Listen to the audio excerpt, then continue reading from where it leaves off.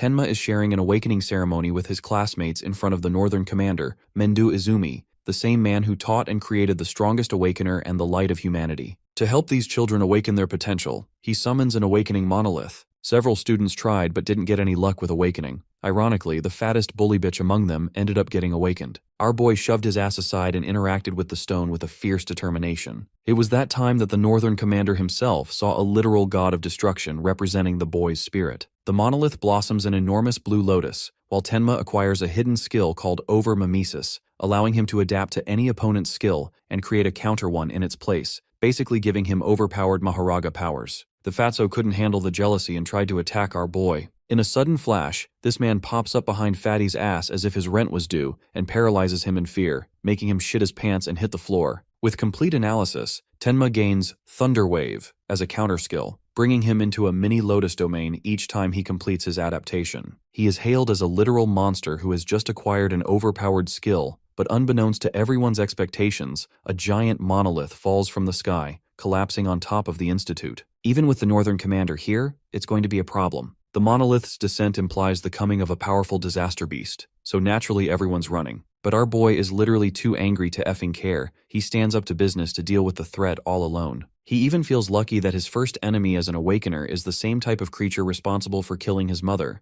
so this is a truly happy day for him. Keep in mind that he's saying all that shit to a badass skeleton soldier who is literally on fire. Having acquired his new powers, our boy wonders if he should test them out right away. Using Thunder Wave, he rockets ahead with lightning speed, confronting the skeleton soldier. The monster slams its attack, but thanks to Tenma's incredible speed, he's able to not only evade it, but also hammers the gigantic monster with a ferocious punch, refusing to be looked down upon and let anyone else die at the hands of these creatures. Just that one single hit alone puts that thing on the ground, earning the surprise and attention of all his classmates. They're stunned by Tenma's overwhelming strength and wonder if running away is even needed anymore. The same rookie who was nothing a few moments ago suddenly had the ability to annihilate a level 8 calamity beast across a building. The reaction of the supervisor is the same, as Tenma's level 0 far exceeds the strength of an ordinary level 0 awakener. Still, even for at his level, beating a skeleton soldier should be impossible as the creature has two powerful abilities. First, it comes with enormous defense, and the second one is kickstarting right now, something called Bonefire,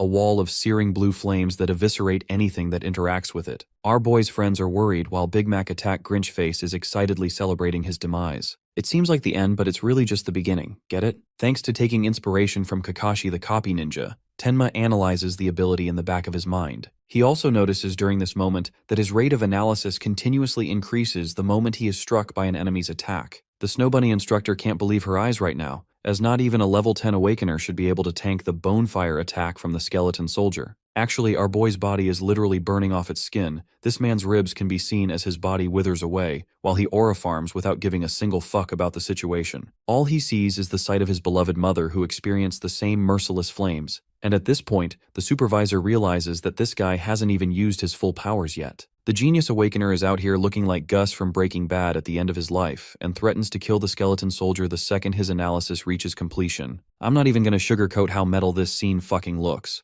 His classmates feel bad for always underestimating him. Some of them take notice of the blue lotus surging once more, indicating that the Awakener is about to show off a miracle. Body withering away, Tenma reaches for the new skill and learns the Black Ice Wall, which can generate ice on the surface of any body to deflect fire-based attacks. At the same time he obtains this skill, the system heals him back to full health, stopping him from withering away from the flames of Itachi's Amaterasu. Tenma understands that he couldn't defeat the soldier with a single attack, but now that he's boosted his stats once more, theoretically he should be able to do it. The gorgeous petals of the lotus engulf his body, replenishing him back to full health, while his classmates cheer him on, unable to believe how this man is moving like Gojo in Sukuna's malevolent shrine to heal his wounds. The teacher is starstruck by the use of his healing ability, even though the kid literally just used a lighting-based attack too. One thing remains clear, this man is built different. He's an exceptional awakener. His self-recovery process makes them wonder if this man can also destroy parts like regenerating his brain or something. While that is an interesting question, for now the skeleton soldier is pissed off and sends another wave of blue flames against him. This time, however, our boy covers his body with a thick metallic piece of ice. Not even the searing blue flames are capable of melting this ice armor, which means he's completely immune to it now. Cutting through the flames, this man lunges ahead like a god of destruction himself, dodging the soldier's wide slash and using that same ice armor to generate an enormous sword extending from his arm. The dude looks like a final boss, and it's only the beginning of the story right now. Using that building-sized sword, Tenma slashes the skeleton monster with a clean Kit Kat strike, shocking the spectators. They're at a loss for words when it comes to both his speed and strength. His movements are incapable of being perceived with the human eye. Tenma's armor withers away with the fight coming to an end, as he boasts having obtained the ultimate skill of both offense and defense. His friends call him after the fight, with Ruki coming to hug him. Sayo apparently didn't come to see him and ran off after being worried about him. Tenma wonders if he made her angry, while the instructor and the supervisor are mutually left with their faces full in shock. A mere awakened boy defeated a calamity beast so powerful that not even a level 100 awakener could defeat it. Choha is told to clean up the mess and leave a message to the principal, stating that the genius awakener is coming with them. Tenma's best friend glazes him for looking like a god during the fight, while the supervisor comes along to personally share a conversation. The rest of the classmates all jumped up, knowing that Izumi Mendu might try to make this guy his student. Keep in mind that this man also ended up raising the strongest awakener in existence, Jin Taewa, so he's got high standards too. Bro's friend dashes off to give them some space, while the Northern Commander here commends the boy for his special talent. Tenma doesn't understand what he means, but apparently Mendu has taken notice of the boy's sheer hatred and anger rooted inside his heart. He's curious what made him become such a resentful human. The sob story begins as Tenma shares his tragic loss of his parents. 10 years ago, he was seconds away from being dead meat from a skeleton monster when suddenly an awakener saved him. Unfortunately, he watched his mother wither away before his very eyes as the bonefire flames ate her flesh. She told her son to walk the rest of his journey with conviction. From then on, the boy grew hatred, and held that hatred for calamity beasts. He wanted to slaughter them, assuring the demise of the demon of ruin and the rest of his kind. That same hatred surfaces even now with Tenma crying, an interesting detail that Mendu notices. Strangely, his left eye stopped producing tears, but his right one does it all on its own. This is something that happened after the loss of his mother too. After listening to that talk no jutsu sob story, Mendu extends our boy an offer, desiring to take him as a student and be put in the top league so he can kill the monsters. The Savior League is an organization built for the very purpose of combating and slaughtering calamity beasts, consisting of the strongest awakens in the world. It's kind of like an army of awkwardness made to kill monsters. Each of its members are called saviors. These people are granted proper resources, weapons, and training opportunities to gain rewards. Just like a job, even a trainee savior earns 10,000 gold every month, and in this economy, I'd work for even 200. It's a generous amount, and all of these privileges come with a certain expectation. Saviors are required to fight calamity beasts whenever called. They're the front lines defending the world from them. In all honesty, Tenma doesn't even care about the reward. All he cares about is killing those monsters for the love of the game. Bro wants to become Doomslayer at this point. Anyway, he accepts the offer to become a savior, and learns that each February, the league holds an exam with 10,000 participants. Points are granted based on merit, but only the top 100 best-performing candidates are allowed to become saviors. This makes our boy curious about the highest earned score. Mendo remembers the top score being 115,000 points, created by Jin Taewa, the strongest warrior. For 11 years, no one has been able to touch it, and earning even 50% of those points can guarantee first place in the exam. Tenma reveres this guy for being the light of humanity and an absolute monster at humanity's disposal, but Mendu assures him that comparing his talent to Jin Taewa is unwise, as he's in a different league of his own. However, our boy's got Asagi's ego from Blue Lock and intends to smash that record, surprising Mendu with his words. It reminds him of his conversation with Tiwajin, his student, who expressed that someday, a human will come to surpass his talent. It seems as if the new sun has finally arrived to replace the old. That kind of potential rests in the boy before him. In the next scene, they find themselves at the stone monuments, the ones responsible for creating passages between the two worlds. Killing monsters isn't enough. One has to get rid of the monuments too, or else they'll keep spawning. The building in front of them is built specifically to isolate such monuments, preserving them but making sure calamity beasts don't escape either. They can act like tests for new saviors for training purposes,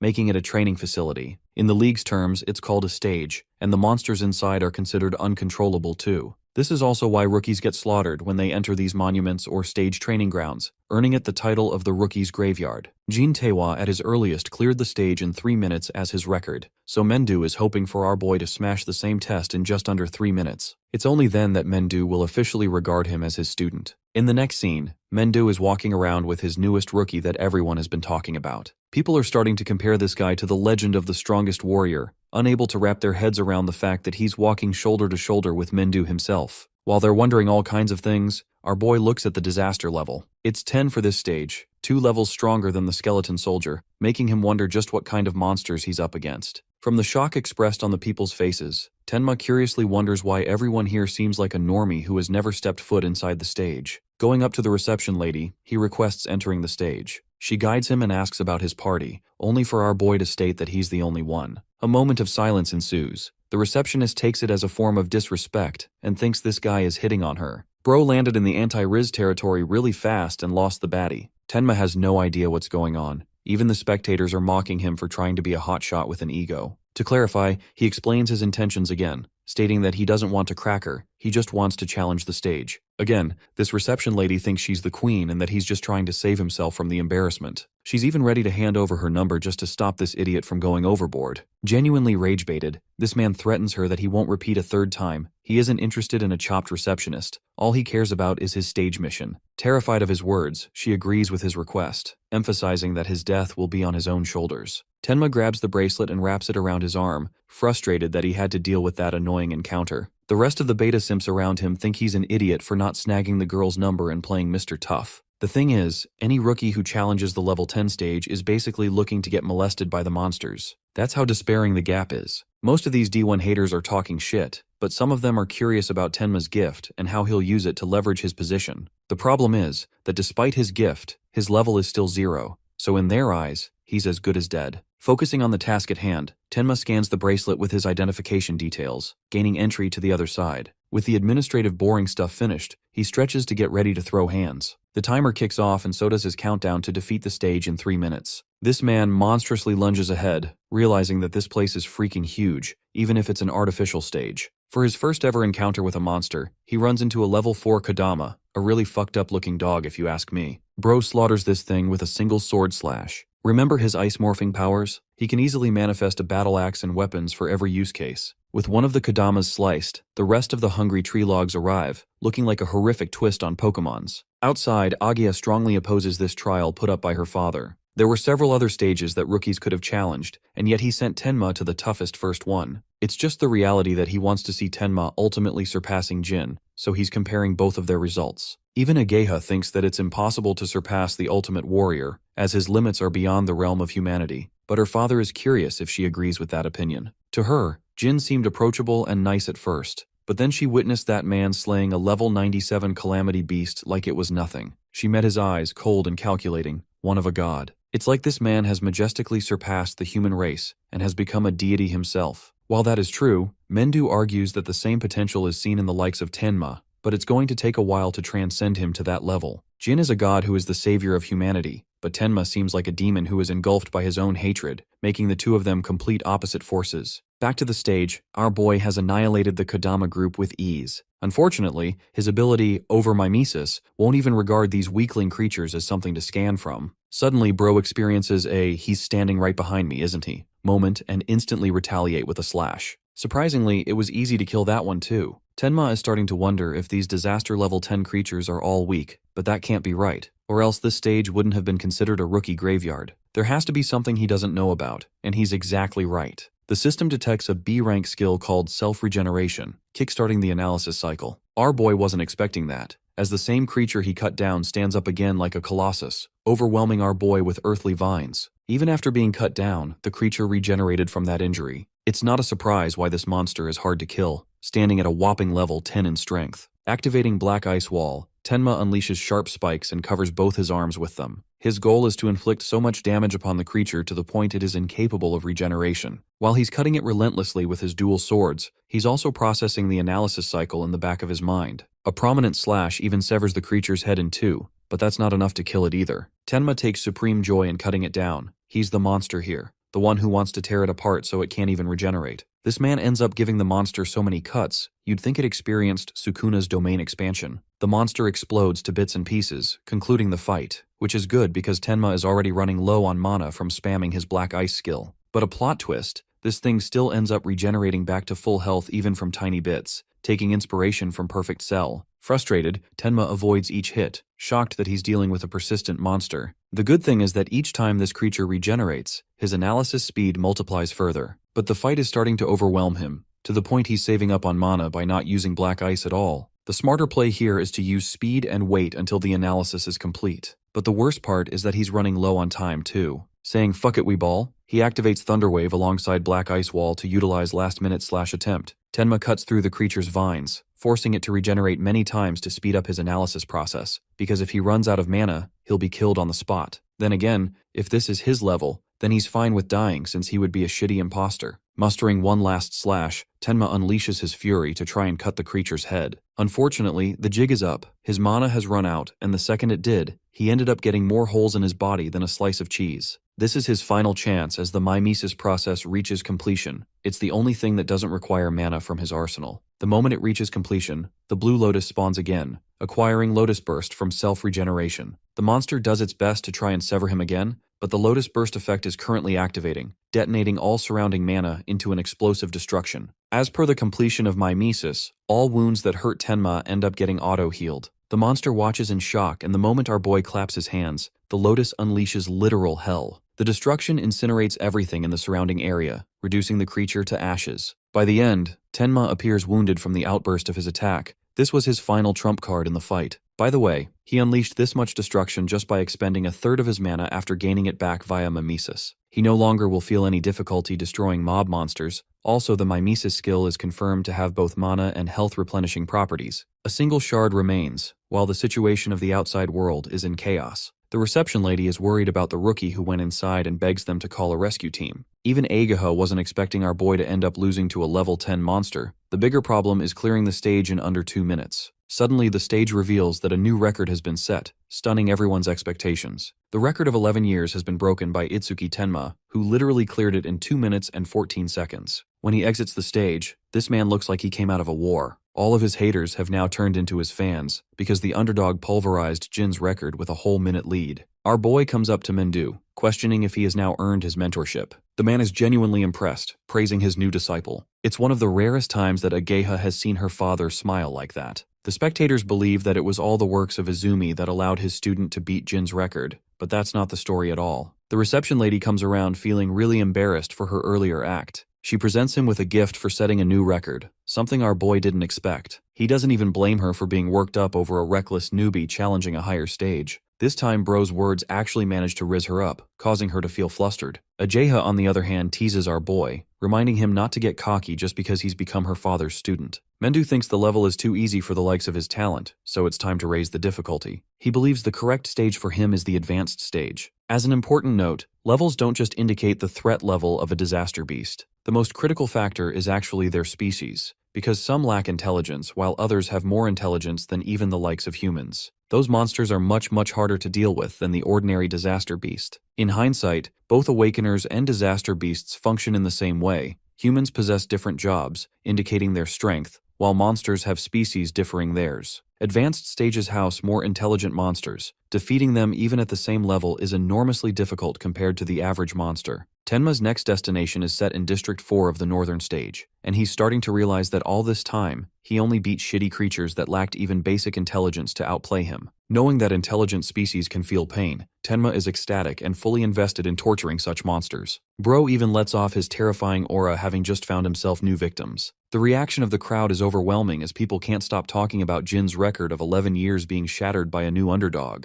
Still, advanced stages are tough, and the ones in District 4 are entirely dominated by one man. Many Awakeners have entered to challenge advanced stages, only to end up missing. Rumor has it that there's a secret assassin. One idiot blurts out Reiji Kinoshida's name, while another tries to stop him from getting killed for talking shit. Reiji is revealed to be the son of the ward chief of District 4, and this trust fund Nepo baby loves being serviced. All the stages in District 4 belong to him, and waiting is for shitty newbies instead. Opening up the chest box, he discovers a similar stone from what he found on the stage. Mendu is surprised he ran into one, because it happened right after killing the disaster beast. There's a key difference in the two stones. One appears green, which genuinely stuns Ageha because it's considered of the intermediate quality. Tenma wants to know what a karma stone really is, and learns that it's basically considered an experience stone. Beating monsters or killing awakeners creates karma, or something called experience points. Those eventually become responsible for boosting your level. In this case, the karma stone is something that already contains that karma, and absorbing it allows the user to boost their levels significantly. The strangest part of all is how a karma stone ended up naturally forming inside the stage. Mendu the master speaks, believing it must be influenced under Tenma's gift, stunning both of them. Apparently, the karma contained inside the defeated ends up being absorbed by the victor,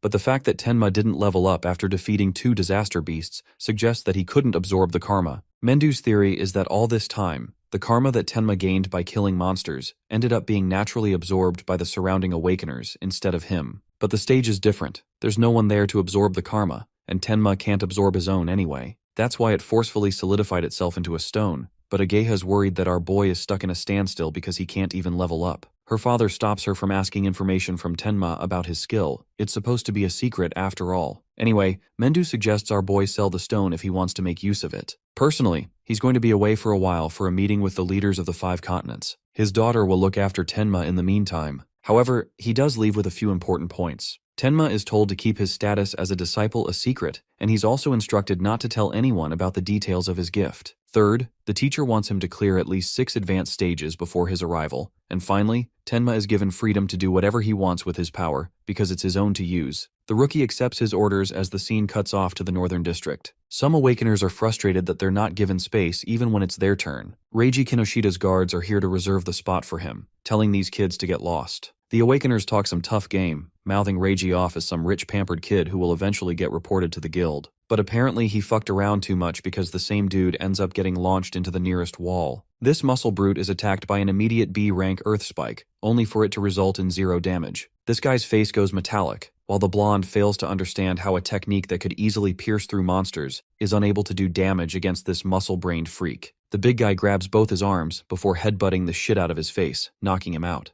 A level 7 and 8 Awakener, both were taken out without being able to do a thing to Reiji's bodyguard. This man is Takaru Oga, one of the 4 strongest men under Reiji's influence, and he's also a level 12 metal bender. Metal Dick over here reminds everyone that anyone who dares to rebel against Reiji's orders will get killed. He doesn't even want the others to take these 2 Awakeners away, fully planning on torturing them. His friends suggest Takeru to hold back a little, as the people are watching closely. Suddenly, someone speed blitzes him really fast. The dude's body fumbles right into Tenma's arms. Everyone around them assumes Tenma to be some kind of loser who's just signed his own death. Even this guy calls him an idiot for trying to overcome Reiji's orders and offers a final warning. But Tenma knows full well that he has to enter the stage, and that Takaru is his only obstacle. Ejiha reports the situation to the higher-ups, but our boy is planning to handle things his way, recalling his teacher's words to do what he thinks is right. He leaves the injured in her hands and exudes malevolent aura even for a level 0 Awakener. Takaru can't believe that the level 0 rookie has the balls to stand up to him,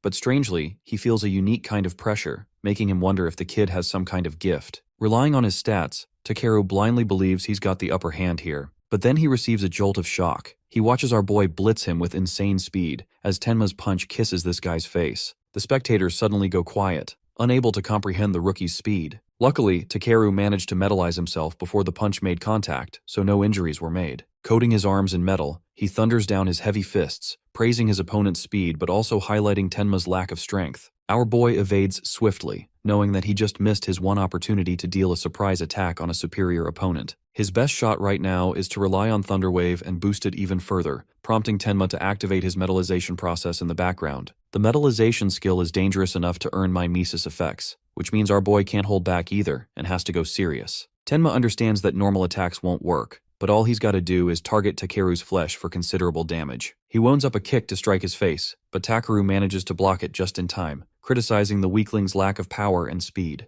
But this is actually our boy's strategy. He's conditioning his opponent to predict his max speed, only to upgrade Thunderwave even more. Takeru is completely caught off guard witnessing the usage of a lightning element. This time our boy ramps up his speed to such an insane extent that he's out here throwing a dozen punches and actually connecting every single one of them. The analysis process continues in the background, while the spectators are starting to realize that this rookie can use multiple skills. With no opening left for Takeru to metalize, all he can wonder is how this kid managed to get insane levels of speed for his rank. With so many punches raining down on his body, he can't even issue a voice command to force the others to help him. This dude is in a pinch, and in a final desperate attempt, he decides to pull out his trump card. Apparently that trump card is called blasting off my shirt to show off that demonic back. But really, bro goes full shiny mode and engulfs himself in full metallization. It's his first time being cornered to the point he had to use this skill. All of his metallic parts get a 50% defense boost, another 50% on top of it when he's not moving. By the way, I love how we can literally say this dude's balls are made out of titanium now.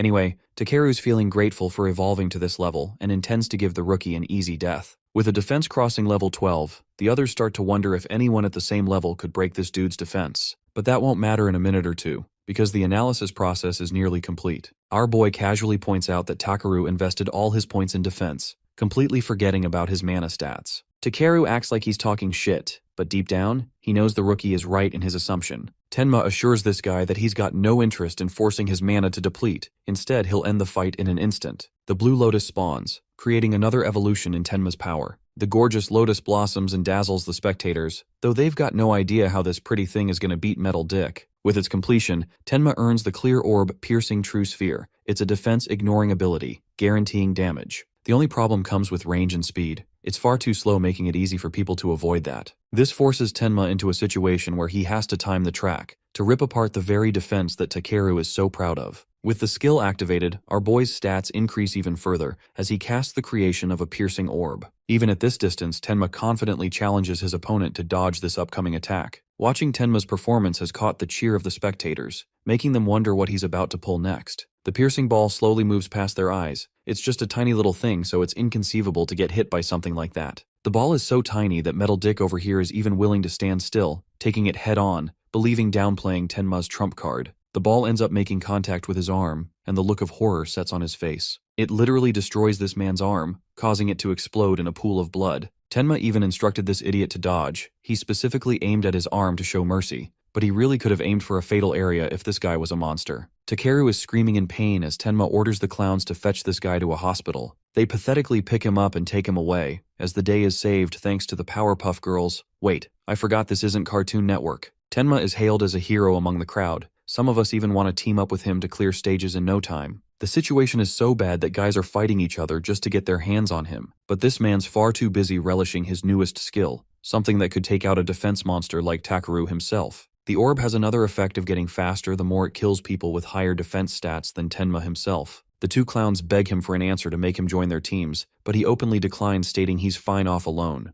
Again, the same reaction is given by the crowd as last time, calling him a fool for solo challenging an advanced stage just because he could beat Takeru. People's impression of him changes really fast, and they're fine with leaving this psychopath to die now. With the naysayers gone, Mendu's daughter emphasizes that each calamity beast in the advanced stages is relative to Takeru's defense, so our boy really has to manage his mana carefully. But Tenma's chill with it and tells her not to worry, causing her to feel flustered because his death will earn humiliation from her father. Aside from that, Ageha highlights that stone beasts move in groups, but they're still dumb, so Tenma could take advantage of them by seeking mana drain. The bracelet signs him off to challenge the stage as our boy enters his next big event. He didn't expect to face off so many of these huge rock lizards. All of them have super high stats too, way higher than the creatures he fought before. The Colossus statue charges at him at full speed, while Tenma decides to whip out his piercing orb to use it against their shielding high defense stats. I can't help but point out the similarities of the lotus petals with Archer's Ro Ayas from Fate. Anyway, the orb makes contact with the statue, carving a hole straight through its body and killing it immediately. This earns a 100% speed increase in the orb's speed, which is amazing for Tenma in every turn. 3 of the scary statues lunge at him, but our boy is on that Killua energy with his lightning and blitzes past them. He defeats 3 of the monsters using his explosive attack after spending a third of his mana again. But the fight's not over. 2 more creatures lunge from opposite directions. This man casts Hollow Purple to finish them off with his piercing orb. First, he dodges both of the statues, causing them to smash into each other. This allows him the perfect vantage point to hit them with a monstrous piercing orb. The speed of the orb is even faster this time, and kills both monsters in a single go. Tenma topples, feeling exhausted as his mana extinguishes to 0. He's having a real hard time with his mana constraints lately, and hopes to gain a mana recovery skill soon. His current speed of progress is promising after increasing the orb's speed to 5 meters per second. But bro completely forgot about the final monster who comes crashing down upon him, unleashing literal destruction. One of the monsters ended up using Gigantification skill, literally becoming a threat that Godzilla would have to come and eliminate. Its sheer size is a problem, but Tenma is managing himself using lightning speed. Bro is dashing up like the Flash, not knowing if he can pierce a creature as huge as this one. Carefully selecting his target, he aims at the monster's head, releasing a piercing orb shot. But from this distance alone, Tenma figures that the orb is so small that it's going to do minimal damage. The Titanic stone statue retaliates with a fist of its own, and since our boy can't even dodge mid-air, he's left with no choice but to spam the use of black ice to tank the hit. Still, the impact sends this dude flying, crushing him into the nearest wall. The fight's way harder than what he thought it would be. Sensing the need for overmimesis, the system starts analyzing automatically, bringing satisfaction to our boy's face. The scene cuts into Reiji's place, where one of his agents expresses his shock. The man offends him with his noise, but also informs him of some sudden news. Apparently someone managed to beat Takeru and got inside one of the advanced stages. The news pisses off this pampered bitch, unable to believe how Takeru even lost with his level. The only reasonable explanation is that someone over level 30 bested him. Unfortunately, the Awakeners of this level are skilled and deal with actual missions, so they don't bother playing with weak Awakeners. Everyone in the facility is around level 10, but there's just no way Walmart Aizen can believe that a level 10 warrior beat Takeru. Reiji intends to investigate the matter on his own, believing that he'll make it in time to the same location if they hurry now. His agent even recommends that they proceed with the side of caution, but obviously room temperature IQ over here doesn't heed his warning. Reiji is in the mood to humble this person for ever daring to mess with the Kinoshita family. As for our boy, somehow he managed to survive and reach 100% analysis. Shielding in his lotus, the system marks the completion of the gigantification skill, but strangely, Tenma didn't get a new skill this time. Instead, his piercing orb upgraded to level 2, allowing him the ability to adjust the size of the orb and even doubling its passive speed increase. Testing out both effects at once, Tenma activates his newly evolved orb, manifesting an orb that extinguishes every last ounce of his mana. This is the most powerful piercing orb he has made up until now, and it launches like a literal nuke. Bro is even out here posing like Gojo after his final kill shot, wondering if he went too far at the end. The defeat of the stone golem marks another step in his progress. The orb's speed has boosted up to 7 meters per second, and if he can just clear the stage 2 more times, he'll end up ramping it up to a car's speed. All this time, the passive effects he's been ignoring are actually proving to be quite useful to him. Lotus Burst allows for greater utilization of all his skills, which means as long as he can buff Lotus Burst's passive effect, he'll have enough power to be able to snipe monsters from thousands of meters away. The advanced stage is marked completed in a mere 3 minutes, setting another record and bewildering the other Awakeners. People want to know why and how this guy is a level 0 because it makes 0 sense at all. Then there's him looking like he came out of a shower, no signs of injuries. Even Ageha is impressed, always amazed by him. She praises him for being quick with his completion rate, but that's just thanks to the help of the piercing orb he obtained. Strangely, he spots a butterfly lingering around her. It's called a jade butterfly. Ageha is actually a Shikigami user, but I'm too busy noticing those curves to care about the butterfly. No one ask me the color, please. He interacts with the cute thing, calling it beautiful, and directly asking Ageha about the kind of jobs regular Awakeners even have. She's shocked that he doesn't have any basic knowledge of that.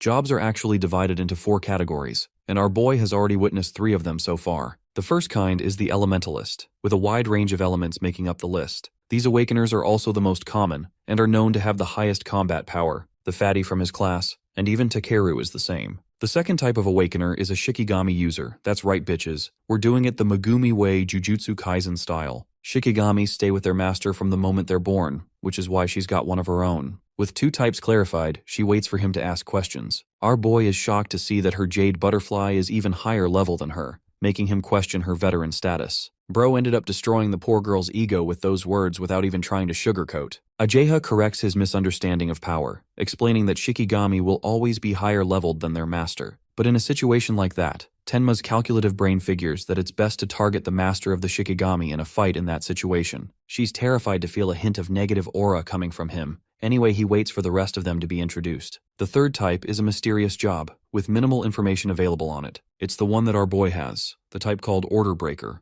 The problem with the individuals bearing this type is that each of them have different abilities. The Blue Lotus Tenma differs from Awakeners who can shift size or even create shadow clones because Naruto's here too. Skills possessed under each job category are ranked from C to S in 4 pyramids of strength, but Order Breakers are classified as having Z category skills, different from the rest. It's because the Order Breaker class is treated with respect because of their unique skills, and the moment an opponent figures out an Order Breaker's ability, they lose their biggest advantage. It's the very reason Mendu, her father, insisted against Ageha inquiring about our boy's abilities. Tenma's irregular among Order Breakers too, because from her personal confirmation, she saw him utilize 3 different skills, 2 of them related to elementalists. Tenma's starting to get a little bummed out that she keeps talking about him, so he directly inquires about the 4th kind of job that he hasn't seen. This one, she refuses to mention a word about, calling it punishment for this man keeping everything to himself. Before leaving, Ageha asks about his intentions from here on, and learns that Tenma will spam clear the same advanced stage more and more. She reminds his dumbass that stages have their own cooldown periods, so he won't be able to access it for at least 2 days. It's a real hindrance that cooldowns exist, and he hadn't even considered them at all. This is why Reiji keeps them for himself. And since our boy can't upgrade his piercing orb, he figures he could at least upgrade Lotus Burst instead. So he asks for a different stage with an even higher number of disaster beasts. Walmart Makizinen remembers there being one, though the level of disaster beasts isn't too high. It's got a shit ton of monsters. They're a swarm of giant locusts, at least 100 of them. The stage is a real pain in the ass without possessing a wide-range skill, so she warns him against the attempt, not knowing our boy already has the explosive detonation skill Lotus Burst. He disregards continuous warnings, while the others express shock after hearing him planning to conquer the Locust stage. They're already shivering that Reiji will arrive to seek his revenge soon, and want to leave before that happens. Speaking of that scumbag, he ends up reaching the same spot, only to realize their target has escaped to another location. It's hard to believe that someone managed to clear the stage in the short time they had. Reiji's blood boils, and he thinks this mysterious offender is intentionally fucking with him. He orders his agents to look for traces of mana and to contact someone called Hound for the job. He wants Tenma alive so that he could personally offer him a taste of torturous hell. Bro thinks this shit is so tough. In a different area, a poor awakener is barely clinging to his life. He's being hunted by Hound, a subordinate of Reiji, and even after using his escape jutsu, he ends up being discovered by the gaping wild beast. The creature rips him in his mouth while Reiji's other agent comes to retrieve him. The guy in his mouth is still alive, by the way, questioning how they managed to track him down. This person's pet dog over here has an excellent sense of smell, tracking any target down with ease. The man is known as Charles the Hound, and he has come to eliminate his target on behalf of Reiji. The poor guy pleads for his life, but Charles mercilessly allows his wolf to feast upon the human's flesh. After his death, they experience a level up at last. Charles calls to report mission status, confirming the kill, but to his shock, learns about Takeru's heavily sustained injuries. Considering it an important matter, he is signaled to Reiji's location, happy that a new prey has appeared. Tenma arrives inside near the stage, questioning why there are so many locusts in the first place. Agcha explains that certain monsters like certain environments, which is why one of the skills of an awakener is to be well informed of their terrain.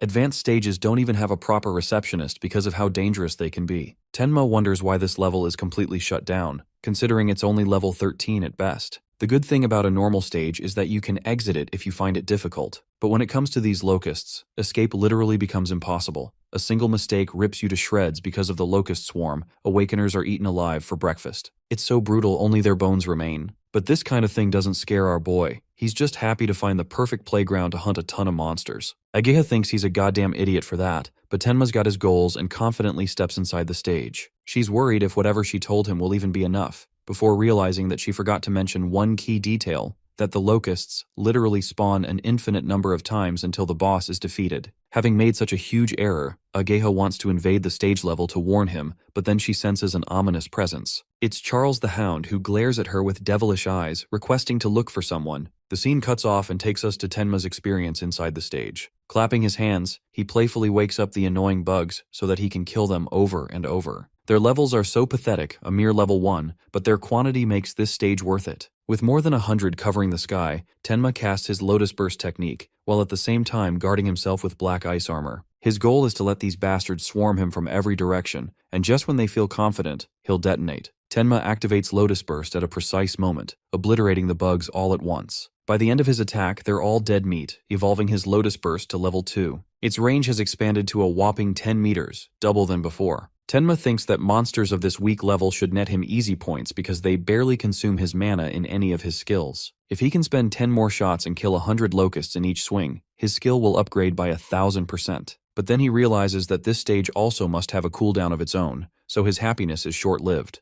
Tenma checks his bracelet, wondering why the stage clear prompt hasn't appeared. Instead, he detects the boss monster's skill called Matriarch's Will, which immediately activates his analysis effect. When Tenma looks around to check for survivors, he watches the dead swarm pulling inside some kind of vortex. Zooming away, Tenma creates distance between them, questioning if this is because of the boss's skill. He let his guard down, and though it's great he can keep evolving his ability, the main issue right now is that he doesn't know about the boss's location. His best strategy right now is to keep annihilating the swarm until the boss eventually exposes itself. Reactivating Lotus Burst, he detonates another explosion, slaughtering another swarm. The range increases to 16 meters, amplifying the explosion even more. With a second wipeout, Tenma curiously wonders why the boss still hasn't appeared. The same dead locusts end up respawning, creating an endless swarm that just doesn't stay down. Unfortunately, Tenma can only stall for 9 more detonations through his ability. He extends his hand a third time, promising to annihilate them every single time they come back. A third explosion massacres the swarm with another kill streak of 100. Tenma keeps on detonating until he increases the burst radius to 54 meters. Now he only has one more shot to go, but these bugs still haven't stopped respawning. The swarm arises again, instilling a sense of panic in Tenma, because he's about to run out of mana and doesn't even have any way of confronting the boss. Though he could easily try to escape the stage, this man is too egotistical to quit. One last time, he declares his intention of massacring the swarm. The Lotus Burst detonates in the largest explosion he's ever casted, fatiguing our boy to his limits. The swarm simply rises back up again, and the analysis progress hasn't completely yet either. It's at this moment that he realizes he really fucked up, because the queen has an infinity breeding ability. That means the only way to win is to kill her, but how will he even do that with 0 mana points? Luckily, his analysis rate reaches total completion, enveloping him in a Lotus domain and adapting to the queen's skill. Tenma acquires a new detection skill to counter her ability with a cheat code passive effect. It's so powerful that he could intentionally leave the boss alive just to farm the locusts as many times as he wants. Unfortunately, Ageha's waiting for him, so he needs to wrap things up. With the skill's activation, his sensory abilities are heightened, mapping out the surrounding area to look for his target. The detector picks up on the queen's signals just underground, which is the only thing Tenma needed. Next, he carves up Hollow Purple, stealing Gojo's swag again, and releases it to decimate the annoying queen. The piercing orb crushes its way underground, forcing the queen to draw out where it is most vulnerable. And here, our boy clocks her with a slashing backshot, ending her life. With the queen dismantled, the swarm is instilled in chaos, but our boy's happy to send them all to hell alongside her. A final detonation wraps up things and kills the locust swarm for good, increasing range to 65 meters. The stage helped him with a ton of skill boosts, and Tenma intends to reuse it and evolve his range even further later on. Achieving a new record of 17 minutes, he exits the stage, worried about Ageha's condition, but also thinks that she might ditch his ass. Tenma actually likes the awkward side of her, but the moment he comes out, he sees Ageha full of cuts and being choked out by Charles. The fact that Tenma came out in one piece is confirmation to the Hound that this is the guy his master is looking for. And yes, don't forget, the One Piece is real. Agitated, Tenma threatens this guy to put his hands off of her, or else he'll kill his ass. Charles thinks the kid is cocky for a level 0 rookie, and in that exact moment, our boy spawns in his freaking face to kill him. Going, "Oh shit, I'm fucked." Charles summons his wolf Shikigami to block the attack. The creature successfully tanks the hit, while Overmimesis kicks in again. Tenma realizes right away that he's dealing with a Shikigami user, while Charles analyzes the situation. The fighter in front of him excellently maneuvered with high speed. It's clear how Takeru lost that fight. But the big leverage Charles has over Takeru is a free hostage situation through the girl. Tenma fears for her life, and getting distracted costs him as the Shikigami jumps in his face. The worst part about the bite force of death is that it can crush any enemy with even high defense stats. To his shock, Charles watches this man erupt with black ice spikes to protect his arm. Tenma even uses his other arm to charge up a lethal kill shot. The piercing sphere annihilates the Shikigami with a single hit, killing it immediately. Now that he has killed death itself, his next target is Charles, who should be way easier to deal with. The experienced Awakener realizes that this rookie is unaware of a Shikigami user's respawning effect. Death has a B rank ability called Respawn Desire, decreasing its respawn time immensely. Tenma's distracted, so the creature tries to attack him with its gaping sharp teeth, but no worries, because Mana Sense already predicted this outcome. Tenma retaliates easily, stopping the monster once more. His analysis skill is slowly approaching completion, but if the Lotus appears in front of Charles, it might give him free information about his ability. Charles himself is having a mental breakdown dealing with a guy with both immense speed and strength alongside a bunch of other hacks. His only leverage is Ageha, so he chokes her enough to prevent her from saying harder daddy and threatens to kill her in front of Tenma. Our boy wanted to complete the analysis without spawning the Lotus, but things are going in a different direction. With its completion, he earns the counter skill called Shikigami Eater, a unique power with the effect of taking control of another user's Shikigami by touching it once. This is an excellent counter, but because our boy intentionally cancelled out the Lotus spawning effect of his skill, he didn't get any auto-recovery effects. That's the price for skipping it. The good thing is that he's currently uninjured, so he doesn't need it anyway. First things first, he tests his Shikigami Eater spell on the approaching monster. Activating its essence, he slaps the Shikigami's head, manipulating the strings of its control before kicking the creature away with enormous speed. Charles watches his monster get obliterated again, calling the poor thing a useless mutt. He threatens to break Ageha's neck, but she doesn't even care about herself in this situation. Tenma throws up his hands in absolute cinema fashion to save her life. Charles is happy that the kid is being obedient to prevent any further trouble, but the part that's bugging our boy is why he's being targeted in the first place. Charles thinks he's playing dumb when he's the one who instigated everything. He decides to spill the tea of his mission details, revealing how Reiji is pissed off ever since the mysterious Awakener stole his advanced stages. That's why he recruited Charles to finish him off. Hearing Reiji's name for the millionth time bugs Tenma, who thinks the two of them really need to have a talk in private. Charles assures him that they're already headed in that direction, since he's going to use his pet dog to cut off our boy's legs, and this time if he uses defensive ice, Charles will snap Ageha's neck. He gives the monster an order to torture his prey, not knowing that the turns have been tabled as the creature bites down its former master. Ageha's balloons are secured by Tenma's thunderwave speed. The hunter fails to comprehend why the Shikigami is attacking him, while Tenma praises his new pet. He's not quite done serving justice for what this bastard did to Ageha's rack, Ageha herself. The hunter has now become the hunted, as he pleads for mercy, even offering to hunt down Reiji for this guy. Tenma scoffs at the shitty proposal, while Charles psychotically unleashes one final attempt to end the rookie's life. His blade grazes Tenma's side, as he signals his new pet to kill Charles's bitch ass in the same way he tortured Ageha. I can't help but remember that one iconic scene from Game of Thrones involving Ramsay's pathetic ending. The Shikigami stares its meal down, as the once ruthless hunter whines like a pathetic animal. Death opens its jaw wide and ultimately ends Charles's life, bringing satisfaction to Tenma. While this is happening, he calls out the person secretly watching their fight from their comfortable hiding spot, and urges them to reveal themselves. The spy is caught and exposes himself, but Tenma's still got that bloodlust mode on, so he immediately asks if this dude is also affiliated with Charles. The guy frantically clarifies that it's nothing like that, but Tenma genuinely doesn't have time to spare. He tasks Death to finish up eating and return to him. The Shikigami devours Charles and eventually fades. Even a berserk dog like Death is able to obey Tenma's commands. The blonde fellow is now confident that our boy can help him. Iberia shares his name, praising Tenma for his super sick moves back there. He already knows him as the guy who took down Takaru, and he has a proposal for Tenma in exchange for karma stones and weapons. Rejecting all of those offers, our boy simply walks away, ignoring him. Not a single Awakener could do what he did just now for the reward he could have gotten. A specific type of reward always fits a specific person's situation, just as a blade would benefit an Avenger and medicine would heal the injured. This sparks an idea inside Iberia's head, as he's got the perfect reward for the situation. He understands that Tenma can't speed Blitz right now because Ageha is already injured, and by the time he gets her to the hospital, she'll bleed out and die. To remedy his pain, Iberia whips out a healing item. It's a mystical scroll that actually stops Tenma from walking away. He turns back, his face genuinely showing signs of relief for his friend's safety. This item is promising enough to save her life, so they put her down and wrap her melons with the material. The item is a rare artifact crafted by two different materials from the Shadow and Wood Spirit clans. The rookie has no idea what an artifact is, so Iberia explains their logic. Modern weapons of humanity don't do crap against creatures of destruction, especially guns.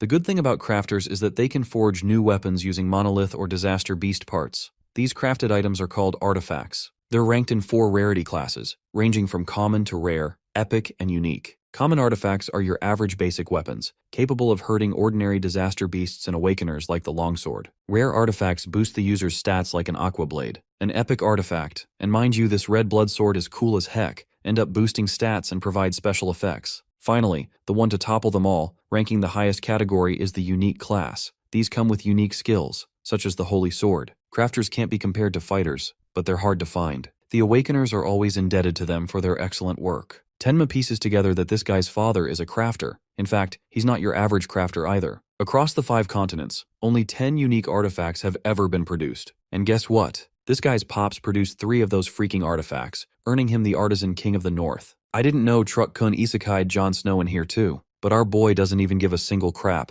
turning towards an object of his own interest. He inspects the crossbow he picked up from Charles. It's an artifact too. Iberia is stunned that even after that amazing story, this dude didn't even give a damn about his pops. The crossbow is a rare artifact. Unfortunately, there isn't any ammo, but Iberia explains that some weapons generate their own ammo. To Tenma's shock, the weapon vanishes in thin air. This is also another quality of certain artifacts, who are soul-bound to owners and end up automatically returning to a subspace dimension. Tenma finds this information neat and thanks this guy for healing Ageha, saving her life. He's indebted to him for any favors in the future, and intends to personally handle Reiji after this. Iberia thinks it's a seriously reckless idea to go and challenge Reiji all alone, but Tenma isn't in the mood to argue and doesn't get the deal. The good thing is that both Iberia and our boy have the same target. Even though Reiji didn't exactly piss him off, Iberia suggests that the two of them team up in the upcoming Savior Alliance tournament qualifiers. Tenma remembers the tournament, recalling how only the top 10 qualified candidates make it to the main tournament. That's also why he's been spamming advanced stages non-stop, to prepare himself until the test. However, he doesn't get what it has anything to do with their target. Iberia reveals that the qualifiers are held individually by continents, and as the son of the chief, Reiji is expected to partake in this event alongside his older brother. If neither of them end up cutting top 10 positions, the Kinoshita family's name will be dragged through the mud.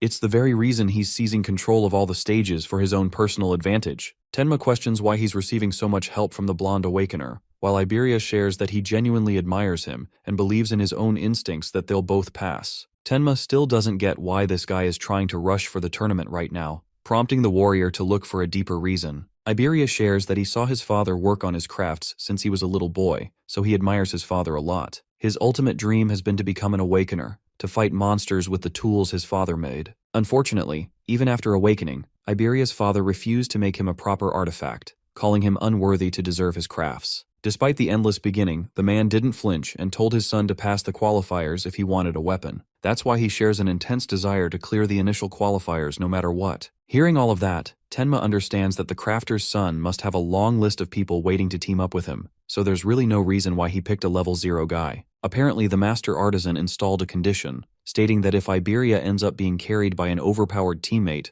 then he's not gonna give him shit. Basically, bro's got your average strict Asian dad with a lot of expectations and 0 shortcuts. One other problem is that the strong contestants have already been tipped off by Rage, leaving loners or pre-made parties. Since he's got no one to rely on, Tenma is his best bet, the same man who obliterated the powerful Takaru and even defeated Charles just now. In the end, after a multitude of questions, our boy eventually agrees to team up with him, but his immediate worry is getting Ageha to a hospital. Iberia is so happy that he's already deciding on a team name, yapping his ass off with several naming combinations. Bro's a true homeboy, but he just doesn't shut up. Remembering his old school friends, Tenma wonders if Rimu and Saya will also join the qualifiers. In the next scene, we witness Rimu sneezing out of nowhere. He assumes that his buddy Tenma must be remembering him or something. The name genuinely makes Saya concerned for Tenma's condition. She's hoping that he's surviving well. Rimu teases the shit out of her for having feelings for him, causing her to hit him with her water ability. He taunts her for using a dirty cheap shot, but in her view, sparring doesn't care about sneaky attacks as long as there are openings. Watching them from a distance is their master, a cyborg who is hell-bent on training them properly for the qualifiers.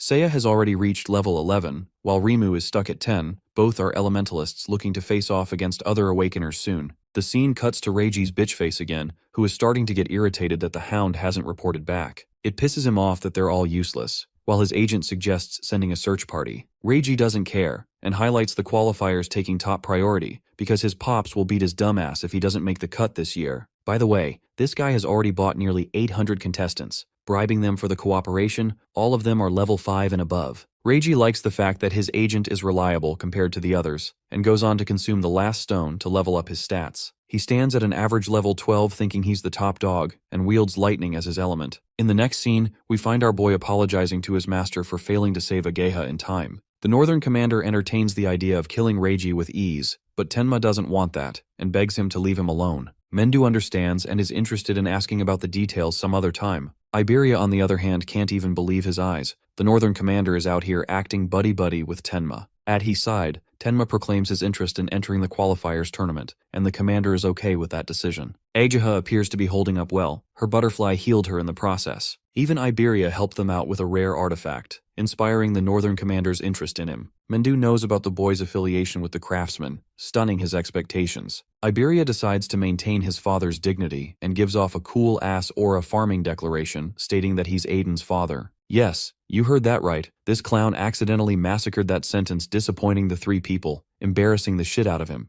Negative aura aside, Mendu is glad that the kid helped save his daughter and even intends to pay proper respect to Iberia's father after the tournament. With the qualifiers around the corner, he suggests both of them to train, as he's anticipating much from them. Tenma and Iberia are confident in their victory, while Ageha is shocked by her father's vested interest in our boy as of late. The thing about Tenma is that he's got some Batman levels of childhood trauma, which is why he is merciless against monsters. But that same dark impulse of his weakens around the people he cares about. That's one other reason Mendu wants his daughter to stay by his side, to become a person that he values, enough to protect. Aside from that, remember that skeleton soldier that popped up at Tenma's school at the start? Turns out it wasn't a fluke, but a proper planned attack. Traitors among humans are increasing, and there have been attacks on other commanders too. Mendu strongly believes that humanity is headed for destruction even now. but Tenma is the stopping force that might be able to cull that gap, becoming a ray of hope for all. We arrive in District Level 4 at last. The tournament is about to begin. Tenma didn't expect so many people to pop up here, but obviously Mendu's presence alone dragged the attention of a giant crowd, boosting participant numbers up to 5,000. This is bad news for Reiji because now he has lesser participants that work under him, but his agent thinks it's no big deal. He's already made sure to wrap red bands around the participants that are working under them, making it easy to identify.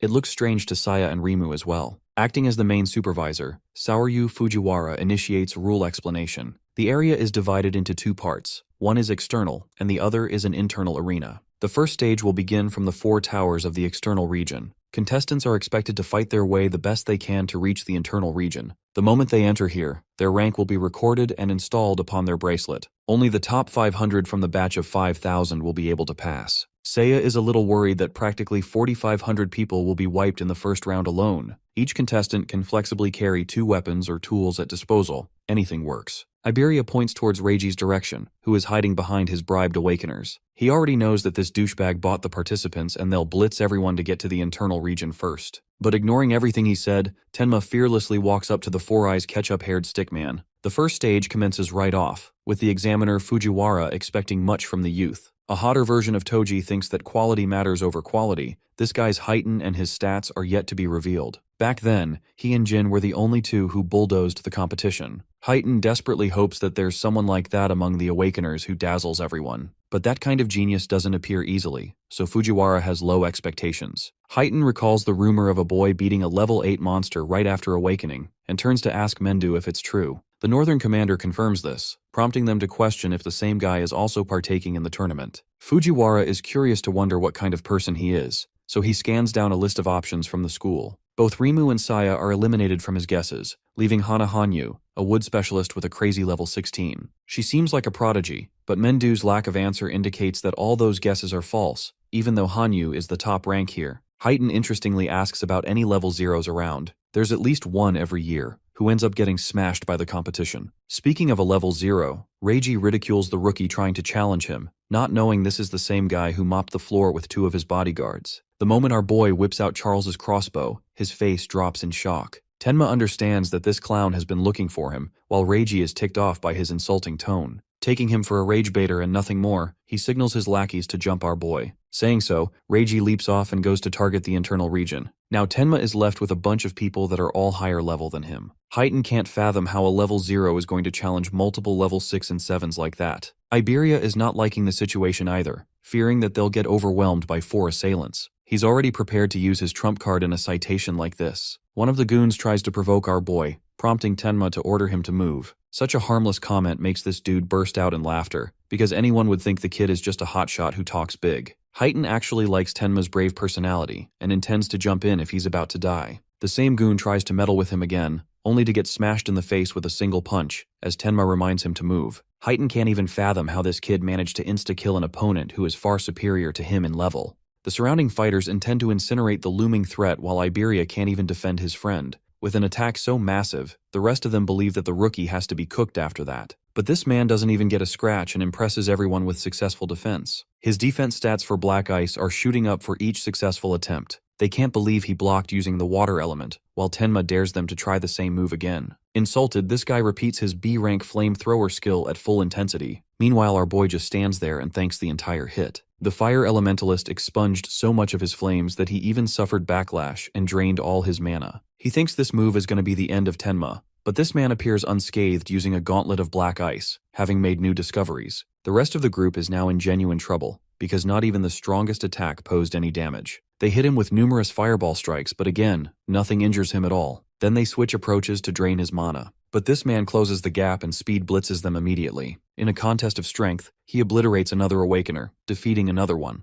The final 2 are Lightning Warriors. For these guys, he even warns them that they won't be able to escape. But the idiots go on ahead to activate dual skills anyway. Heighten can't believe he's witnessing one level 0 guy massacre an entire team. With all of them down, Iberia commends his teammate for being incredible. No one believes he's level 0 at all. But Iberia reminds the arena that he and his partner will be the best of the best the tournament has ever seen. Reiji is on his way thinking about the crossbow, when suddenly he watches another Awakener pass by him, only to get zapped like Hassan's dog. Reiji reminds this dog of his place, that no one's supposed to pass him. He gathers the rest of his lackeys and orders them to stay together. The examiners watch his arrogance on full display as the young master of the Kinoshita family. Unfortunately, nothing is against the rules, so they can't intervene, while Reiji is fully confident in his victory in this tournament. Suddenly, Bro hears someone calling out his name. It's none other than the dynamic duo from earlier. Tenma survived the team, which makes him question how on earth this guy managed to do that. He calls our boy level 0 trash, but Tenma doesn't mind, and Reiji doesn't want to fight him head-on, so he signals another large group of 100 warriors to keep them busy. Tenma is happy to take them head-on and covers Iberia's ears, before dashing with lightning-fast speed, slamming Reiji off his rocker. This is his way of telling the bastard that he's going to settle the score, and he won't be letting his prey escape until that happens. Seiya and Rimu are having trouble but end up reaching the inner circle. Ui and Ahagami are 3rd and 2nd place respectively. Hanyu sits at the top, dominating the leaderboard.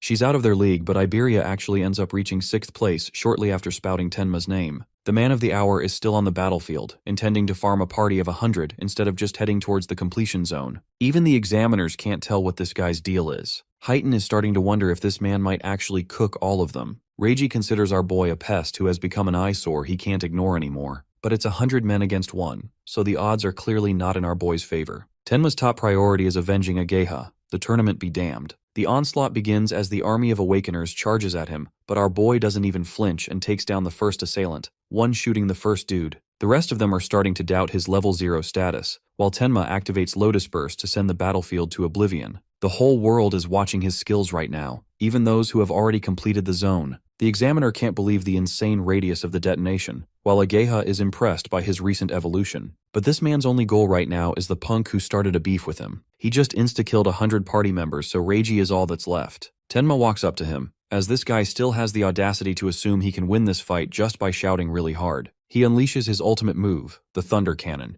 Tenma initiates the analysis process and gut punches this man to the ground, reducing him to a lowly insect. Reiji begs his assistant to save his life, who willingly breaks the rules and enters the tournament. He's actually a level 35 Awakener, so Heighten is interested in taking him out immediately for invading. Our boy can tell that someone is approaching at high speed, but it's more than one person. The agent was about to get him when Heighten smashed him to the ground, urging Tenma to continue where he left off. Tenma stares down the dog who pleads for his life, but before he can finish his sob story, Bro pulverizes his head, finally avenging Ageha, his waifu. The analysis process is paused by him so he can save it for later, but a peculiar voice draws his attention. Seiya and his friends welcome him to come inside. She's out here ovulating for this man after watching him massacre those Awakeners. And that's how he reached the inner zone in 7th place. Iberia and Rimu are having some serious bro-level beef. Both want to claim their top spot as Tenma's ultimate buddy. They yap at each other, ridiculing and rage-baiting to the best of their abilities. The examiner concludes the first stage, and explains that the contestants are supposed to fight monsters in the second stage for 1 hour straight. This is the more exciting level, as all 7 remarkable contestants welcome their next challenge. They arrive at the venue, all of them are curious, while Saya and Rimu want to know everything about our boy's ability. The examiners instruct the candidates to get ready, this time meeting them closer alongside the rest of the famous figures. The test will consist of hunting down beasts and killing them based on difficulty points. Defeating a monster will ensue a timeout cooldown for 1 minute. This makes Gaku Ui want to hunt down the top-level monsters right away. Curious, Tenma raises his voice to ask a question, inquiring if the Nightmare class is truly the highest difficulty. Most of them there don't think he's half as powerful to take down a threat like that, but Fujiwara reveals that there's no upper limit to Nightmare-level creatures. They're all different, so it's useless to even think about. Today's performance will also be regarded in their future consideration to become a top-level savior, so it's important to score well. Recalling Jin's score of 115,000, our boy has set his sights to surpass humanity's greatest. The contestants enter the trial grounds, commencing the start of the test. The first few monsters are trash, so Tenma activates his ice skill to end them quickly to move to the next stage of difficulty. Heighten is the only one who is thrilled to watch his every move. Even now, he watches the kid obliterate the horde of dogs in a single second. This is why Heighten likes him, but Fujiwara surely thinks that the level 8 monster Tenma's facing next is going to give him a tough time. It's obvious for anyone to struggle at that level, but Mendu doesn't want these guys to focus on his student, so he shifts the conversation to ask about the other students. They're all doing fine. The only person giving Tenma competition is Hanyu herself. As for Tenma's fight, Bro takes the flames like he always does and emerges scratchless. He cuts down the creature in a single slash, one shooting it in 5 seconds and earning 500 points. Heighten wonders why he didn't just kill the monster immediately, while Tenma is focused on honing his defense stats, which is why he's tanking every hit. The next obstacle is an Aleki Rhino. It's a harder monster worth 1,000 points. Even a single hit is going to instantly paralyze you. Winning against such a creature requires relentless speed, but Tenma casually goes up to it, even expressing interest in the horn. The Rhino slams him away, but this man feels nothing. He keeps on giving his audience a show. Thanks to enduring that hit, his personal stats boost again. Now it's time to end the fight, so Tenma lunges right in and kills the creature within 7 seconds. Fujiware creates suspense for the next monster, as it's even more fearsome than the last with absurd attack and defense. This creature is considered one of the most ferocious disaster beasts in the preliminaries. This is the Nightmare class Purgatory Giant. But all that glazing does nothing when Tenma one-shots it with his piercing orb, even posing nonchalantly after the kill. He's done playing with his toys and asks the examiners to send in the next Nightmare class monster. Saya Hisagi uses her power to pierce the monster straight through its mouth, planning to annihilate the remaining 2 monsters so she can finally advance to the normal class. As she prepares herself, her system notifies her that she is close to clearing the beginner class. Elsewhere, Gaku Uwe is confident that he will be the first to reach the normal class, while Hana Hanyu decides to recover his mana before proceeding to the next level. Suddenly, the system blares an announcement. The Nightmare class has been cleared by someone ranked 21st, and in record time. The message shakes all of them. Saya instantly becomes certain that the one who did it must be Tenma. On the other hand, the 4 of them are left in complete amazement upon learning that he managed to instantly kill a level 15 Purgatory Giant.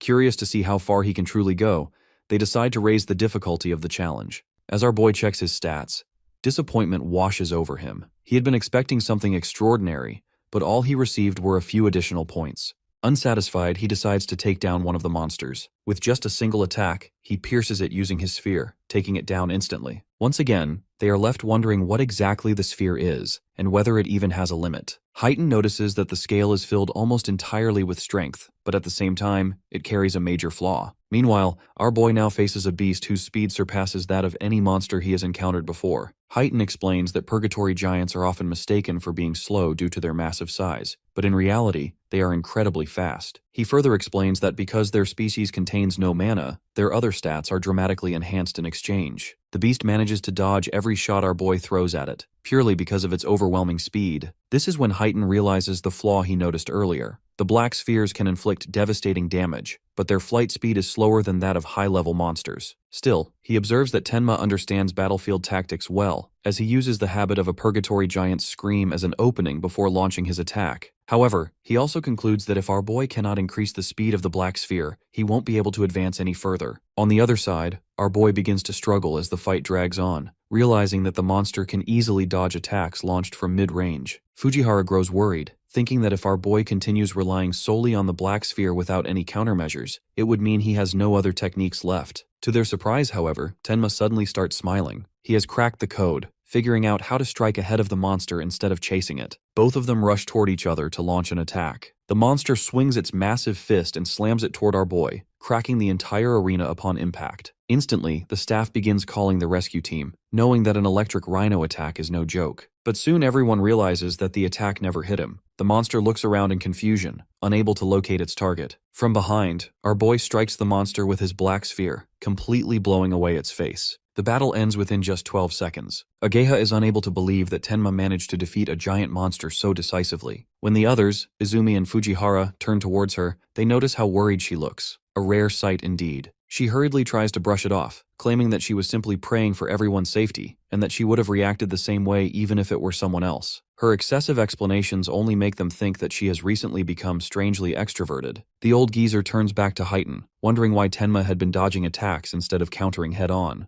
Heighten explains that the protagonist's speed is actually comparable to that of a Purgatory Giant. Once electricity starts flowing through his body, his speed increases drastically, and with that skill active, a Purgatory Giant cannot land a hit on him. Delighted, the old geezer declares that the protagonist truly deserves first place. However, our boy has no intention of stopping. His goal is to surpass the strongest human, Jin Taewa, and taking a break now would only mean losing progress. Without hesitation, he continues fighting the Purgatory monsters one after another. The old geezer recalls that even Heighten managed to reach Phase 4 in a single run. Heighten clarifies that he only managed to get there, and no further. Even so, they acknowledge that Heighten himself had his limit at Phase 3. With that thought lingering, they continue watching our boy as he relentlessly fights on. Tenma then devises a strategy to take down the second monster, and his plan succeeds flawlessly. For the third one, however, his approach is entirely different. He willingly allows himself to be eaten by the monster, only to rip it apart from the inside. Our hero clears the Purgatory Giants in just 13 seconds. Fujihara is left shocked witnessing the skill that wiped out tons of participants in the first stage. Our hero's mana is all used up, but as long as the disaster beast keeps spawning, his passive effect of Mana Sense will refill his tank. Right then, the Nightmare Class Phase 4 begins, and 4 Purgatory Giants stand before our hero. Thanks to his passive skill, his mana is recovered by 40%. If our protagonist clears Phase 4, he'll surpass Heighten's old self,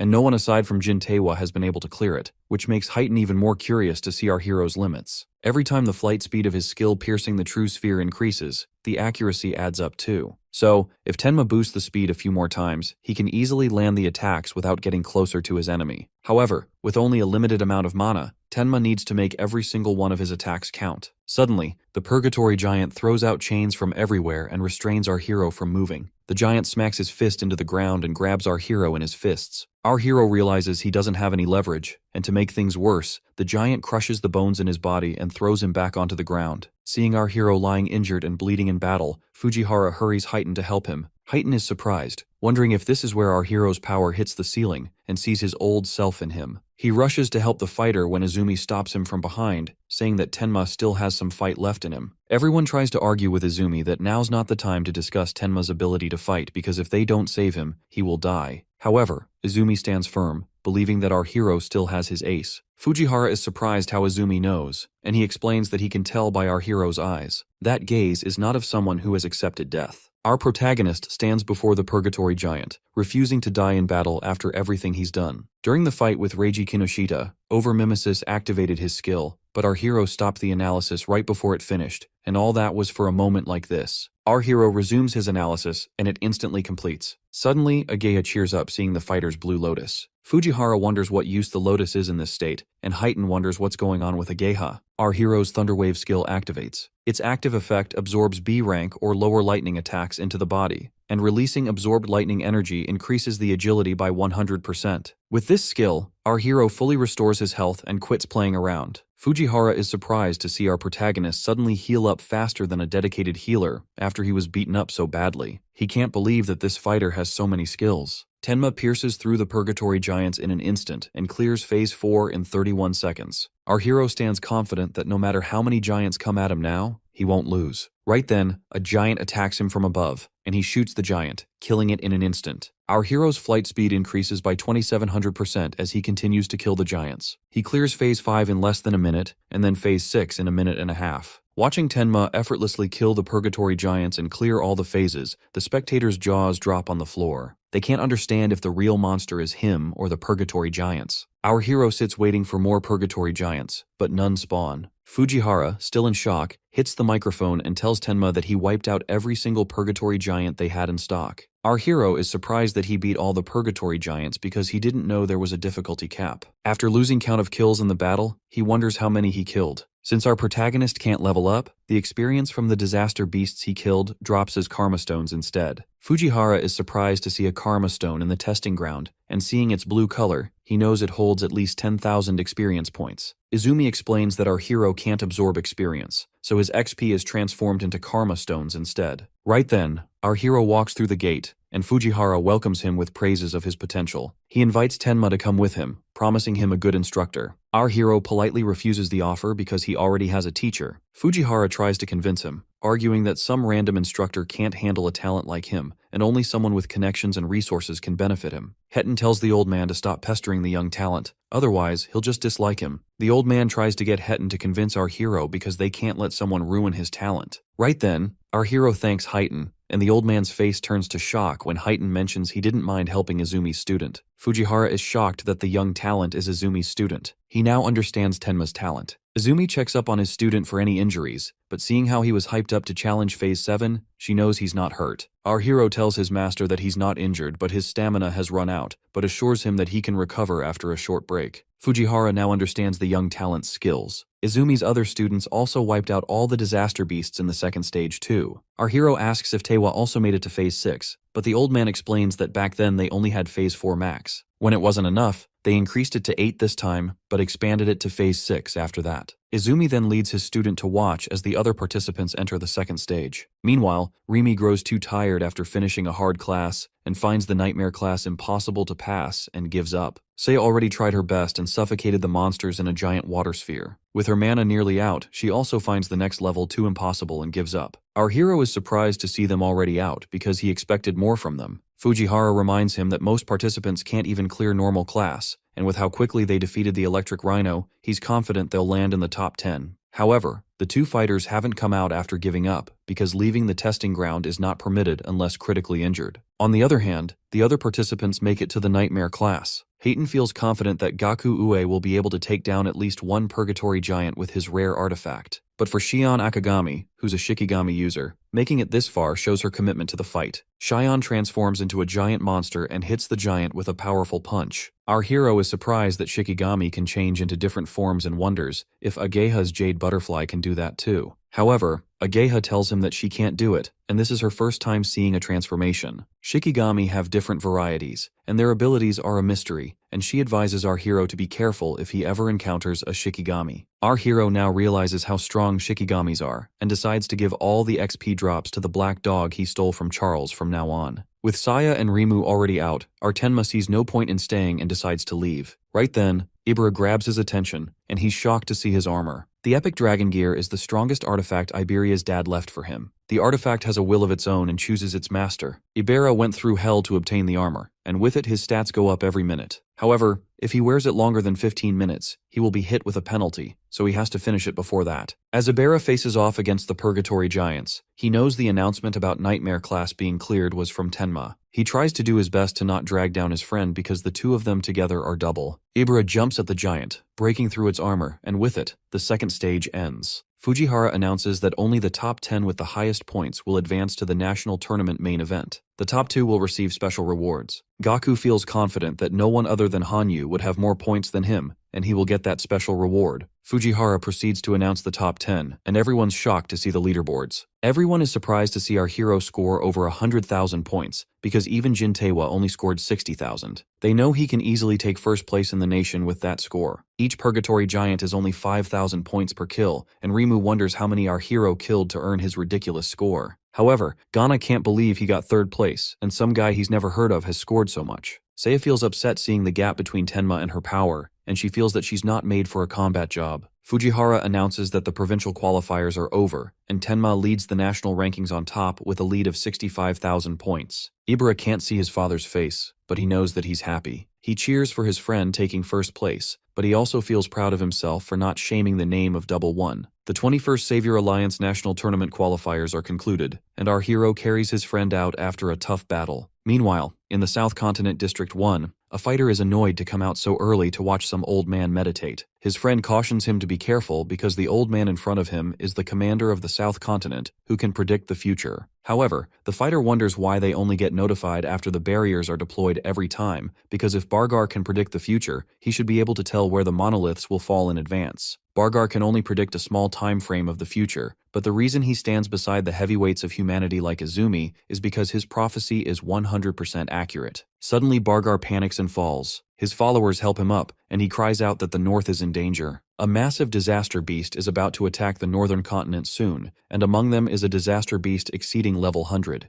Tenma's stats finally break 1500 points. Normally, each level up adds 50 stat points, so 1500 puts our hero at around level 30 as a normal awakener. Agility and defense can increase infinitely thanks to passive skills, and the mana recovers infinitely with Mana Sense's passive, but the attack power is the only thing our hero has no way of raising, and he wonders if he can. Right then, his friends call him to dinner, and he puts it aside for the moment and decides to figure out a way of getting a skill to boost his attack power later. At the dinner table, our hero finds Ibera missing. Ajiha tells him that she treated him earlier and his wounds are healed, but he was extremely exhausted, so he's still sleeping. Rimu was surprised that Iberia cleared the nightmare class that even he and Saya couldn't beat. Suddenly, Saya is startled seeing something behind. She tells Rimu to look behind him, and a tall figure scares Rimu too. Iberia jumps at the food and starts eating desperately. Rimu scolds him for scaring him and eating at someone else's table. Ibera puts the plate down, which makes Rimu think he wants to fight, but instead, he just takes a sigh after having delicious food. After learning that Rimu made the food, Iberia tells him to quit being an awakener and become a chef instead because he's more expert at that. Right then,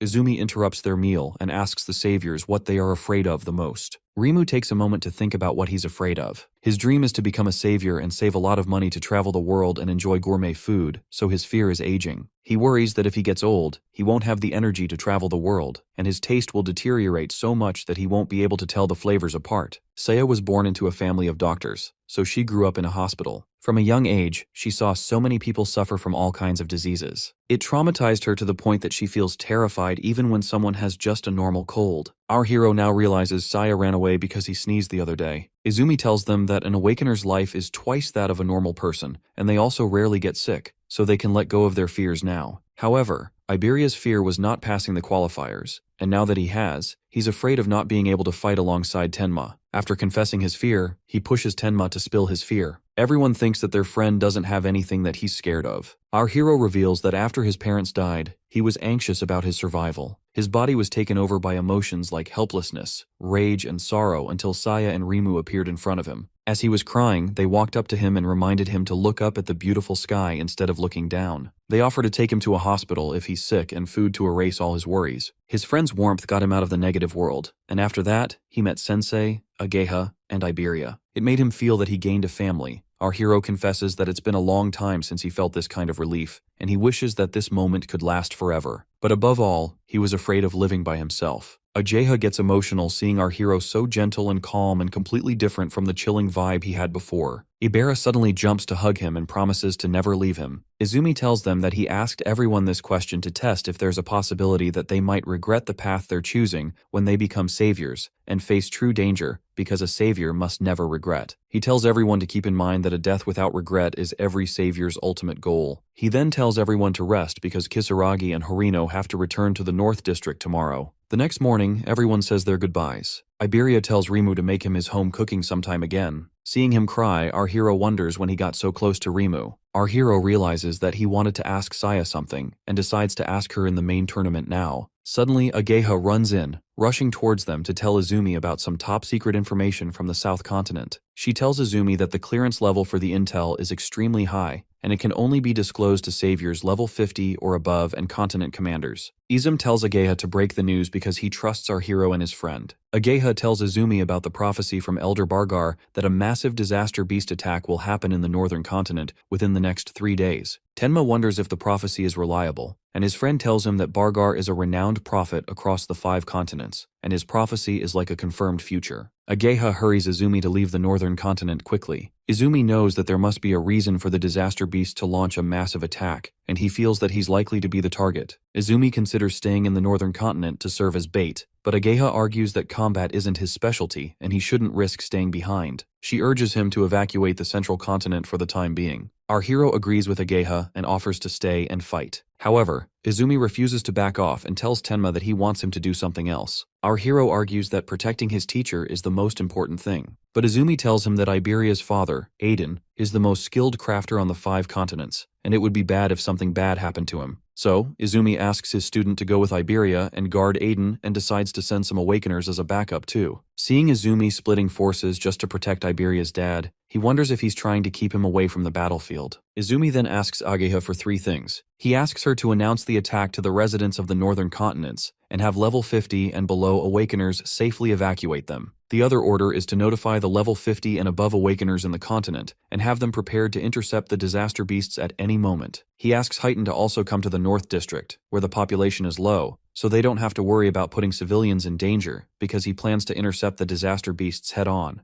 Ageha informs her father that all the arrangements have been completed and that Heighten will be arriving soon. As he dismisses her, he notices a trace of hesitation in her expression. It doesn't take long for him to realize that she is curious about one thing: why he chose to send Tenma to Aiden in the first place. Ageha is unable to hide that curiosity, and seeing no reason to avoid the topic, he decides to explain. He tells her that they are expecting the appearance of prophesied disaster beasts, monsters whose levels could easily exceed 100. If Tenma were to encounter such beings, he would be forced to fight seriously, and in doing so, he would involuntarily expose all of the skills he currently possesses. Ageha immediately argues back, pointing out the danger in that logic. By revealing Tenma's best abilities so openly, they would also be informing the disaster beasts of his strengths, giving them time to prepare countermeasures and ultimately kill him anyway. Her father then shares another observation he has made about Tenma. Despite his versatility, he noticeably lacks raw attack power. According to a rumor circulating among high-level circles, Aiden possesses an artifact capable of greatly boosting offensive strength. If Tenma were able to acquire that artifact, he would become an awakener who possesses nearly every possible ability, filling the one gap that currently holds him back. At around 8 p.m., on the first day of the prophecy, monoliths begin raining down upon the districts of the northern continent, signaling the official start of the assault. In North District 2, Tenma and Iberia are sprinting through the streets, heading toward Iberia's father, fully aware that a disaster beast attack could occur at any moment. Suddenly, they spot a monolith descending from the sky and realize that the attack has already begun, landing directly in the center of the city. Tenma isn't sure whether all the citizens have successfully evacuated. If a disaster beast were to appear right now, casualties would be unavoidable. As panic spreads, the citizens of the city begin to run for their lives, just as the Elder Bargar had predicted. Meanwhile, Tenma carefully observes the barrier forming around the area. He finds himself torn between two difficult choices: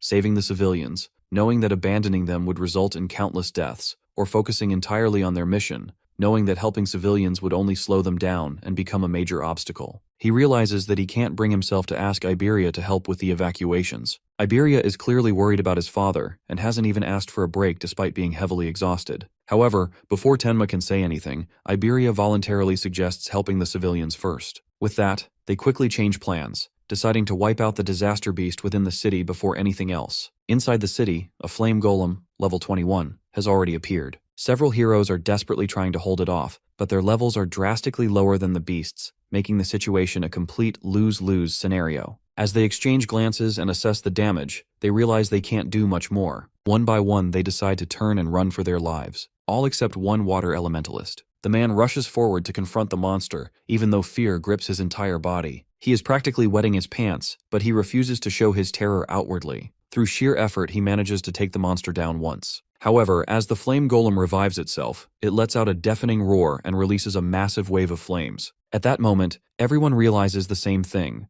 They are about to be turned into grilled chicken. Just as all hope seems lost, Tenma appears and blocks the incoming flames, defending them effortlessly. He immediately instructs Iberia to guide the civilians to safety, while he handles the beast alone. The civilians stare in disbelief at the wall of ice that shields them and frantically ask Iberia if they are saviors. Iberia quickly denies the claim, though he confidently declares that he will surpass Jintewa someday. The civilians, still shaken, lash out at him, calling him a brat despite the fact that he saved their lives. Then their attention shifts towards our hero. They notice Tenma standing there, completely covered in ice armor. For a moment, they wonder if his body itself is some kind of artifact. Some time ago, Izumi had warned Tenma about the black sphere he uses. While it possesses immense power, its casting time is far too long. Against a truly strong disaster beast, its flight speed can't even be considered fast. If the first shot were to miss, the enemy would immediately become cautious, making it even harder to land a second hit. Izumi advised him to avoid using it as much as possible, and only rely on it when it was absolutely necessary, when he was completely certain he could finish the opponent in one strike. Back in the present, Tenma realizes that using the black sphere in the middle of a crowd would only draw more attention to him, especially when people are already whispering about him being a high-level awakener. He decides instead to rely purely on overwhelming force. Activating his Thunder Wave, he leaps into the air and delivers a crushing kick straight to the monster's head, sending it flying into the ground.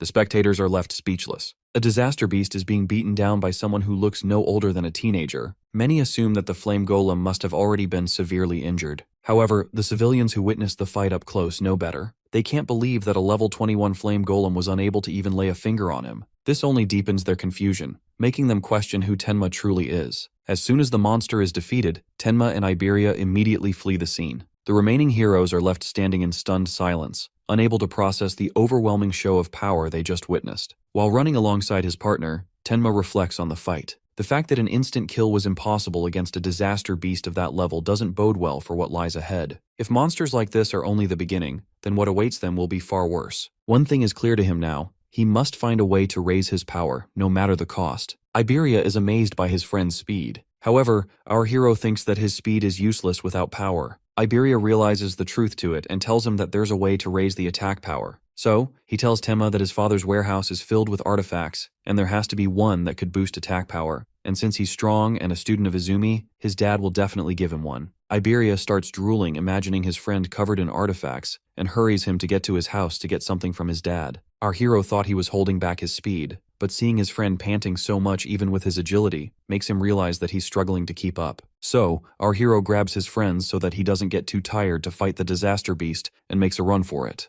Iberia screams in panic for going too fast, but our hero tells him to put up with it for wasting too much time. After a short while of running, Iberia takes a sigh of relief for making it in one piece. Our hero wonders why his friend's dad lives in a deep forest when a town's much safer, and Iberia explains that his dad finds it too noisy to concentrate on crafting in town. However, he cautions his friend from underestimating the defense because there are tons of traps all around the place. Our hero now realizes why he was feeling the traces of mana, and his friend assures him that he'll be fine as long as he follows the path. Tenma knows he can avoid the traps with his mana sense. His friend, feeling too confident of himself, suddenly steps on a trap. He starts panicking because the trap he stepped on is the most troublesome. Our hero feels the mana getting stronger, and suddenly, an epic iron golem stands before them. Our hero is surprised that the old man even has humanoid artifacts. The iron golem swings his arm to attack Iberia, but our hero steps in and blocks the punch. As our hero stands against the golem, he knows that the artifact's attack power is stronger than him. However, he still can't destroy the artifact with his piercing true sphere because it's meant to protect his friend's dad. He asks Iberia if there's any way to stop the golem,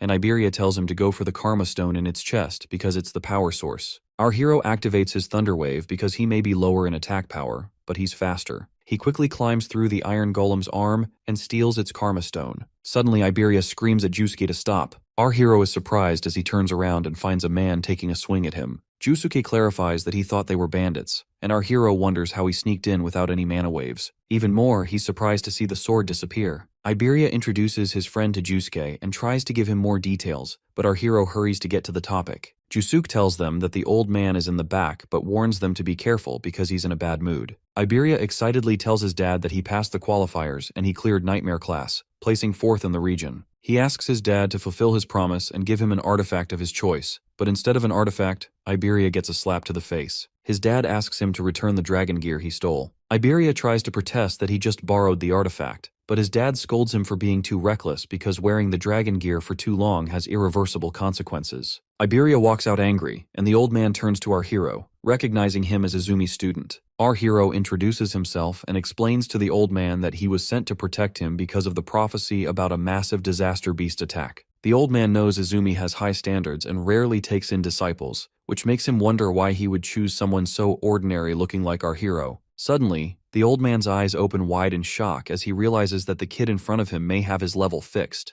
The old man thinks that our hero is faking his stats with some kind of artifact, but Tenma tells him that he isn't. The old man now realizes why Izumi requested the artifact. He tells the kid that his teacher is good at understanding his profits and losses and always demands some return. However, our hero didn't hear anything about a return and was only asked to guard the old man. Aiden tells our hero that he received a contact asking for a certain artifact in exchange for letting Izumi's disciple protect him. Our hero doesn't mind protecting the old man even without getting an artifact, but the old man doesn't mind giving him one. However, Aiden wonders why Izumi specifically chose a failed product. Originally, it was an item made to bring out the maximum attack power of an awakener, but suddenly a crack appeared on it. The artifact's rank became unknown, and a mysterious broken effect was added to it. The broken effect is that the critical rate resets when the user's level increases. So, the artifact becomes completely useless for a normal awakener. The old man was confused why Izumi requested this artifact, but now seeing his stats, he understands the reason. The old man finds our protagonist special. He doesn't know how he gets stronger, but he believes the artifact could be perfect for Tenma, whose level doesn't increase. As he defeats disaster beasts, his critical rate will eventually reach 100%, and in the future, every attack will be strengthened by 10 times. Our hero equips the broken critical crystal, but the critical rate only increases when he defeats enemies with higher attack power than him, which is a bit difficult. So, he decides to figure out countermeasures after surviving the attack. Aiden finds the artifact suitable for Tenma. Our hero thanks the old man,